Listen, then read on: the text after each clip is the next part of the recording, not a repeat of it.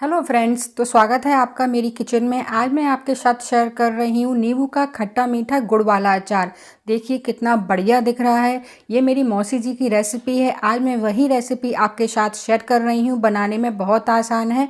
चलिए वीडियो शुरू करते हैं। तो इस अचार को बनाने के लिए मैंने 1.5 किलो नींबू लिए हैं। तो ये कागजी नींबू होने चाहिए, एकदम पतली स्किन वाले। मतलब नाखून आप डालोगे ना तो इसमें ईजिली नाखून चला जाएगा। अगर मोटा नींबू होगा ना तो उसमें नाखून नहीं जाएगा, मतलब उसकी स्किन मोटी है। तो अचार तो उससे भी बन जाएगा, पर उन अचार को पकने में टाइम ज़्यादा लगेगा। इसलिए आप इसके लिए पतले नींबू का इस्तेमाल कीजिएगा, मतलब कागजी नींबू का। तो नींबू को मैंने पहले ही अच्छे से वॉश कर लिया था और 1-2 घंटे के लिए मैंने धूप में रख दिया था, जिससे इसका मॉइस्चर अच्छे से सूख जाए। पर अगर फिर भी मैं इसको कपड़े से पोंछ रही हूँ, अगर थोड़ा बहुत मॉइस्चर रह भी जाएगा तो हम इससे साफ़ हो जाएगा। तो नींबू में पानी बिल्कुल नहीं रहना चाहिए। नींबू आपके एकदम ड्राई होने चाहिए, नहीं तो अचार ख़राब होने की संभावना हो जाती है। तो देखिए नींबू हमने अच्छे से पोंछ लिए। अब इनको हम कट कर लेते हैं। और नींबू पे बिल्कुल भी दाग धब्बे नहीं होना चाहिए, एकदम साफ़ सुथरे नींबू होना चाहिए, तभी अचार ज़्यादा अच्छा बनता है और ख़राब नहीं होता है। अब इनको हम 8 पीस में कट कर रहे हैं। आप चाहें तो 4 पीस इसमें भी कट कर सकते हैं, पर छोटे छोटे पीसेस में डालते हैं ना तो खाने में भी आसान रहता है और वेस्ट भी नहीं जाता अचार आपका। तो हम इसको 8 पीस में कट कर रहे हैं और इनके सीड्स निकाल देंगे। चाहें तो आप एक साथ कट करके सीड्स निकाल सकते हैं, पर उसमें टाइम ज़्यादा लगता है। एक एक करके काटते जाइए और सीड्स निकालते जाइए, आसान हो जाता है और फटाफट हो जाता है। मैंने 1.5 किलो नींबू ये आप 15 मिनट में काट कर तैयार कर लिए थे, ज़्यादा टाइम बिल्कुल भी नहीं लगा था। तो इसी तरीके से हम सारे नींबुओं को काट के तैयार कर लेंगे। तो आप 4 पीसेस में भी काट सकते हैं या 8 पीसेस में भी काट सकते हैं, ये आपकी चॉइस है। तो हम इसको छोटे छोटे पीसेस में कट कर लेते हैं सारे नींबुओं को इसी तरीके से। तो ये बहुत अच्छा अचार बनता है जिसको पराठे पूड़ी, और जब नींबू अच्छे आए तभी आपको ये अचार डालना चाहिए। अभी इस मौसम में क्या नींबू अच्छे आने लगते हैं, तभी इसका अचार डालना चाहिए, तो अचार ज़्यादा अच्छा बनता है। तो देखिए हमने ये भी काट लिए हैं, इस तरीके से हम बाकी सारे भी काट के तैयार कर लेंगे। तो नींबू तो हमने काट लिए हैं, चलिए इसमें बाकी की चीज़ें ऐड कर देते हैं। तो मैंने 2 बड़े चम्मच सफ़ेद नमक लिया। ये सेंधा नमक का इस्तेमाल करती हूँ तो मैं वही नमक डाल रही हूँ। या 2 बड़े चम्मच भरकर डाल रही हूँ। और 1.5 चम्मच मैंने काले नमक का इस्तेमाल किया है। तो 1.5 किलो नींबू से मैं अचार बना रही हूँ। बाद में भी मैंने थोड़ा सा नमक और ऐड किया था क्योंकि मुझे कम लगा था। अब इस नमक को हम अच्छे से मिक्स कर देते हैं। तो नमक, नींबू के अचार में नमक ज़्यादा नहीं होना चाहिए, उतना ही नमक होना चाहिए जितनी ज़रूरत है। इसमें बाकी अचारों में क्या नमक हल्का ज़्यादा डालते हैं, पर इस अचार में हम नमक ज़्यादा नहीं डालेंगे, एकदम परफेक्ट डालेंगे। अब इस नमक को हम नींबू के साथ अच्छे से मिक्स कर देते हैं। तो हमने अच्छे से मिक्स कर दिया। एक बार और अच्छे से बड़े चमचे से घुमा देते हैं जिससे नमक इसमें अच्छे से मिक्स हो जाए। तो ये बर्तन थोड़ा छोटा पड़ गया था, इसलिए मुझे मिक्स करने में थोड़ी दिक्कत आई थी, पर मिक्स हो गया था अच्छे से। अब मैंने कांच की बर्नी ली है, तो बड़े साइज़ की ली है और एकदम ड्राई बर्नी होनी चाहिए, गीली नहीं होनी चाहिए। तो सारे अचार को हम इसमें फिल कर देंगे।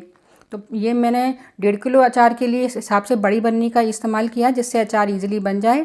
अब इसको हम कवर कर देंगे और 7 से 8 दिन के लिए इसको धूप में रखेंगे और बीच बीच में इसको हिलाते जाएंगे। आप अगर आपके यहाँ धूप कम आती है तो ज़्यादा दिनों के लिए रखिएगा। मेरे यहाँ अच्छी खासी धूप आती है तो मैंने 8 दिन के लिए इसको रखा था। 8 दिन बाद मैं आपको दिखा रही हूँ। देखिए नींबू कितना गल के सॉफ्ट हो चुका है, आपको खुद ही दिख रहा होगा क्योंकि नींबू की क्वांटिटी भी काफ़ी कम दिख रही है। मैं आपको तोड़ कर भी दिखाती हूँ। देखिए हाथ से एकदम सॉफ्ट हो गया है नींबू, बिल्कुल भी पिचक रहा है और आसानी से टूट भी रहा है। तो इसी तरीके का हमें टेक्सचर चाहिए। अगर इस तरीके का टेक्सचर नहीं आया है तो अचार को आप 1-2 दिन के लिए धूप में और एक्स्ट्रा रख दीजिएगा और बीच बीच में मिक्स करना बिल्कुल मत भूलिएगा। तो अचार तो हमारा पिघल गया है, मतलब नींबू सॉफ्ट हो गया है। चलिए इसके लिए चाशनी बना लेते हैं पहले। तो मैंने 1 किलो गुड़ लिया है क्योंकि 1.5 किलो नींबू के लिए 1 किलो गुड़ काफ़ी है, जिसको मैंने छोटे छोटे टुकड़ों में तोड़ लिया है। अब इसमें हमें पानी का इस्तेमाल नहीं करना है, सिंपल लो फ्लेम पर इसको ऐसे ही मेल्ट होने देना है और इसको कंटिन्यूसली चलाते जाना है।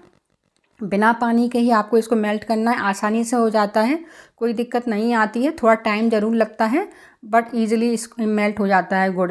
तो देखिए ये मेल्ट हो रहा है, आपको दिख रहा होगा। और हमें इसकी कोई चाशनी नहीं बनानी है, सिंपल गुड़ को सिर्फ मेल्ट ही करना है, बिल्कुल भी इसको कुक नहीं करना। तो देखिए गुड़ हमारा मेल्ट हो गया है। बस अब हम गैस का फ्लेम बंद कर देते हैं और इसको छान लेते हैं, क्योंकि छानना इसको बहुत ज़रूरी है क्योंकि गुड़ में कुछ ना कुछ इम्प्योरिटीज़ होती ही हैं। उससे क्या अचार का फ्लेवर हमारा सारा ख़राब हो जाता है। तो छानिएगा ज़रूर और छान कर ही इस्तेमाल करिएगा, तभी हमारा अचार ज़्यादा बढ़िया बनता है। देखिए मैं आपको दिखाती हूँ कितने सारे इसमें इसमें चीज़ें निकली हैं, इसलिए हमेशा छान कर इस्तेमाल करिएगा। तो हमने इसको छान लिया है। अब इसमें हम कुछ मसाले ऐड कर देते हैं। 1 टेबल स्पून मैंने अजवाइन लिया है, बहुत बढ़िया फ्लेवर आता है। और 3 बड़े चम्मच मैंने कश्मीरी लाल मिर्च ली है और 1 चम्मच मैंने काली मिर्च ली है। बड़ी चम्मच मेजरमेंट मैं आपको आगे दिखाऊंगी।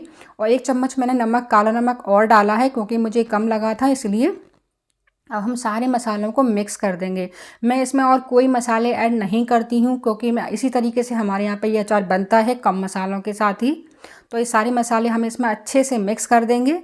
तो मसाले हमने अच्छे से मिक्स कर दिए हैं। अब जो हमने नींबू रखे थे ना, वो हम सारे नींबू इसमें डाल देंगे।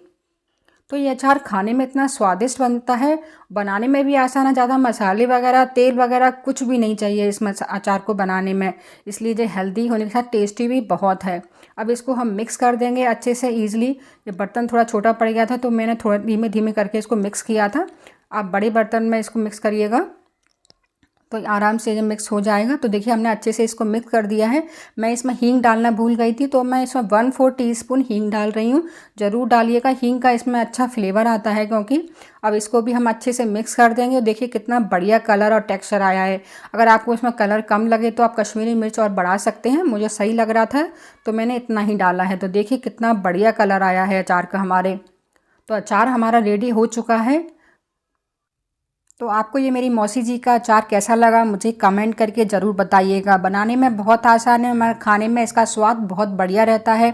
आप इसको पूड़ी, पराठे, रोटी किसी के साथ भी इंजॉय कर सकते हैं और सालों साल ये अचार बिल्कुल ख़राब नहीं होगा। आप इसमें गीली चम्मच का इस्तेमाल मत कीजिएगा, गीले हाथों का इस्तेमाल मत कीजिएगा, आपका अचार सालों साल चलेगा। तो अब इस अचार को हम एक बर्नी में भर लेते हैं। मैंने वही बर्नी इस्तेमाल की है जो हमने नींबू की खाली की थी। मेरे पास कोई और बड़ी बर्नी नहीं थी, तो सारा अचार मैं उसी में डाल दूंगी। अचार आपका बिल्कुल ख़राब नहीं होगा, टेंशन मत लीजिएगा। इस बर्नी में डालने से ऐसा आप सोचें कि आपने वही बर्नी इस्तेमाल की है तो अचार ख़राब होगा, नहीं होगा, क्योंकि हमने वो अचार की ही बर्नी थी, वो गीली बर्नी नहीं थी, पानी वगैरह इस्तेमाल नहीं था उसमें। तो अचार आपका सालों साल चलेगा। तो अचार हमने बर्नी में भर लिया है। देखिए कितना बढ़िया अचार बनके तैयार हुआ है। मगर अभी हमें इसको 1-2 दिन के लिए धूप में और रखना है, जिससे इसका टेस्ट और इन्हेंस हो जाएगा। मगर आप इसको अभी भी खा सकते हैं, ये अचार रेडी है। इस चम्मच से मैंने सारे मसालों का मेजरमेंट किया है, तो मैं आपको दिखा रही हूँ। तो आप भी ऐसे ही बनाइएगा। अगर पसंद आया हो वीडियो तो शेयर करिएगा और चैनल को सब्सक्राइब करना बिल्कुल मत भूलिएगा। Thank you.